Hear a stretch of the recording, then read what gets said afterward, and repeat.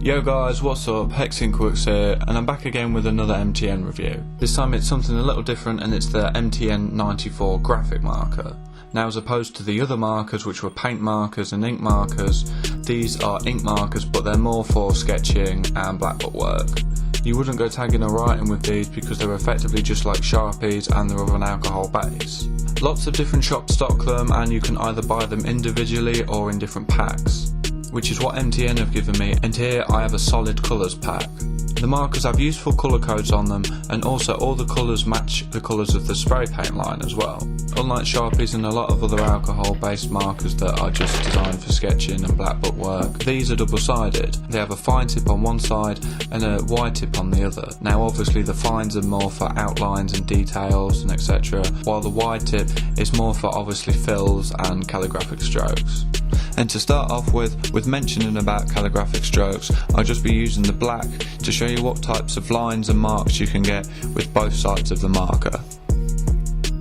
Now, I haven't been given some markers like this to review before, so the process of me reviewing them is going to be a little bit different to all my other videos, which leads me on to the first test. Now, a lot of people don't initially know that with alcohol-based dye ink markers, such as these, you can actually layer up the colour with the same marker to achieve different shades, and this just falls down to the characteristics of the marker and how it's ink and the translucency of the ink.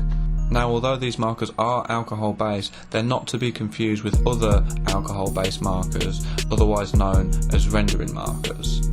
Now, these markers are also referred to as graphic markers and alcohol-based markers, but these markers are specifically designed to blend together, and they come in a lot more different shades, tones and colours, while the MTN 94 graphic marker is more for the purpose of just colouring.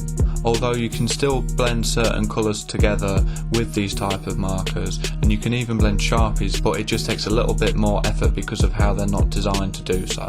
So this will be another test, and also finally I will be showing you just generally the coverage of each colour and how one colour lays on top of the other for all the colours in the set. However, one thing I didn't take into consideration is obviously the faster you move the marker, the less time it has to put the ink or paint down. This results in a lack of saturation.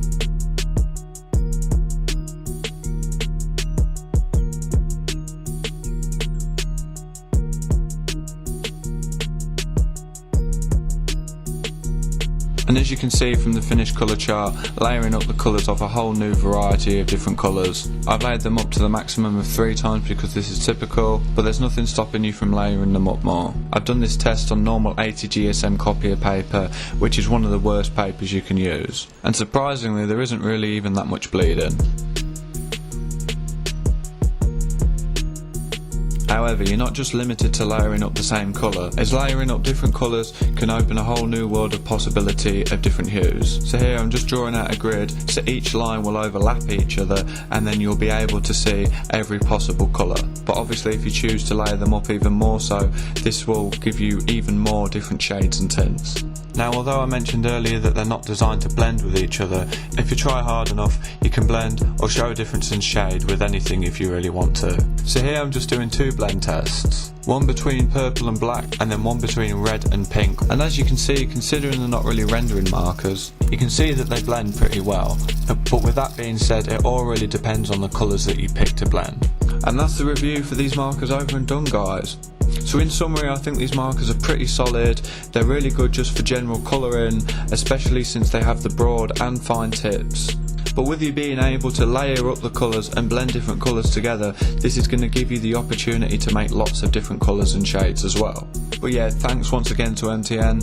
Thanks a lot to you guys as well for watching these videos. I hope you've enjoyed this video. Don't forget to like, comment and subscribe, and I'll see you in the next video. This has been HexxInkworks with the Montana Colors 94 graphic marker. Peace out.